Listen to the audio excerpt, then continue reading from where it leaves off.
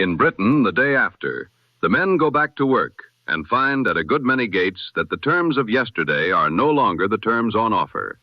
Where there is no guarantee against victimization, the employer writes the guarantee himself.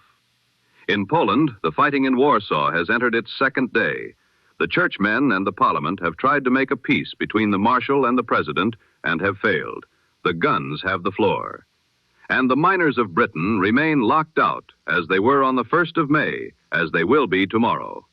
This is Tribune of the Plebs, the news of the day, given whole. Thursday, the 13th of May, 1926.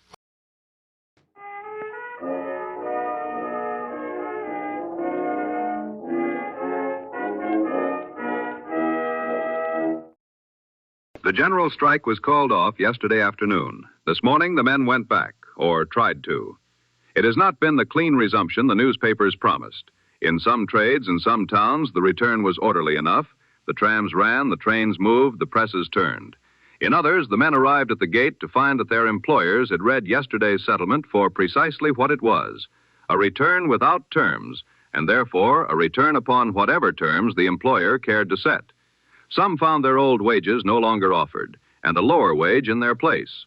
Some found their union no longer recognized where it had been recognized before. Some found themselves not wanted back at all.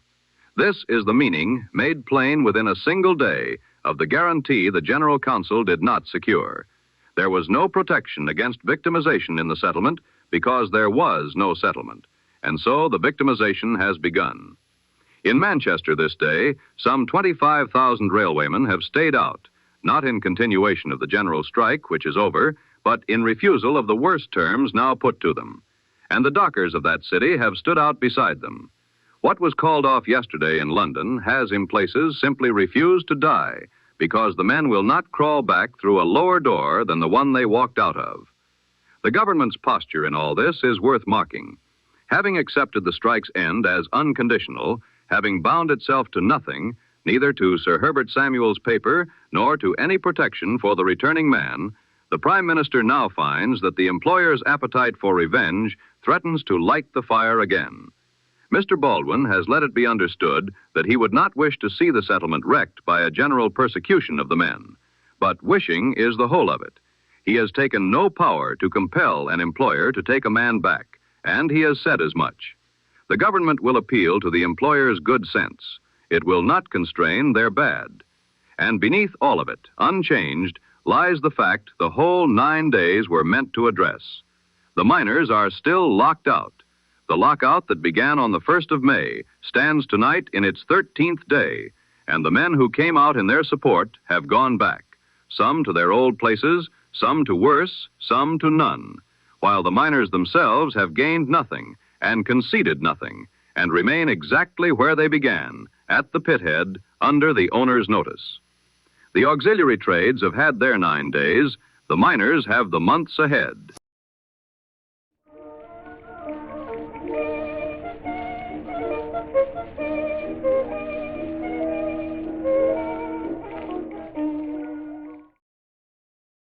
In Warsaw, the rising is into its second day, and it is not yet decided. We reported last evening that the fighting had become general across the capital. Through the night and into today, it continued. The forces of Marshal Pilsudski hold the eastern approaches and the river crossings. The government, with President Wojciechowski and the cabinet of Mr. Witos, holds the government quarter and has called up what loyal formations it can reach. Between them lies the city, and the people of Warsaw have spent a second day under fire in their own streets. There was an attempt at peace today, and it came to nothing. The Archbishop of Warsaw, Cardinal Kakowski, and the Marshal of the same, Mr. Rataj, sought to mediate between the two sides. The attempt failed, and it failed upon the hard rock of the thing itself. The President would not dismiss the government while the Marshal stood in arms against the state. The Marshal would not lay down his arms while that government remained. Each demanded of the other the very thing the other had risen to prevent. There was no formula that could bridge it, because the quarrel was not about terms. It was about who should rule. So the fighting went on, and today it was the government that pressed. Loyal forces counterattacked through the southern districts and took ground, carrying their line forward through the hospital quarter and into the streets beyond.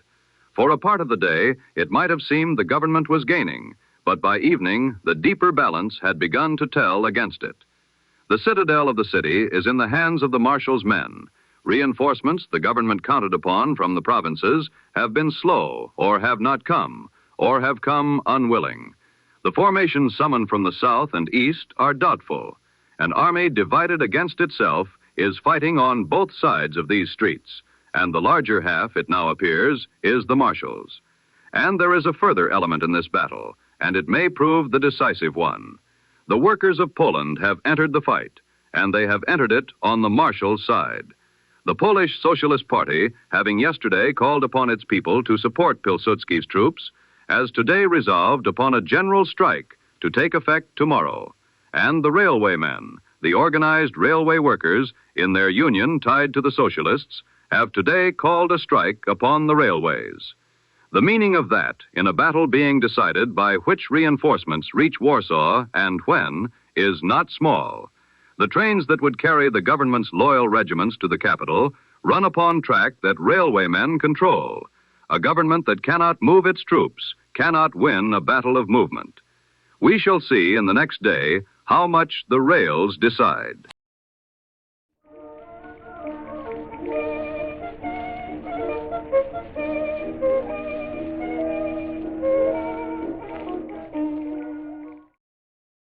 From the far north, a postscript. We carried last evening the crossing of the airship Norge over the North Pole. We are now able to report that the airship has completed her passage. Having crossed the pole and held her course over the frozen sea, the Norge has come down at Teller in Alaska, her transpolar flight accomplished. From Spitsbergen over the pole to the coast of Alaska, the thing is done, and the men are down and safe. Whatever the season's quarrel over who first reached the pole and how, the Norge has flown clean across the top of the world, from one continent to another, and that is not in dispute. From Germany, the Reich remains without a government this day, the cabinet of Chancellor Luther having fallen on Wednesday. The search for a successor goes forward in Berlin, among the same parties and the same arithmetic that have made and unmade German cabinets since the founding of the Republic. We shall report a government when there is one to report. The last cables from Warsaw, as we go to air, do not announce a victory, but they lean toward one.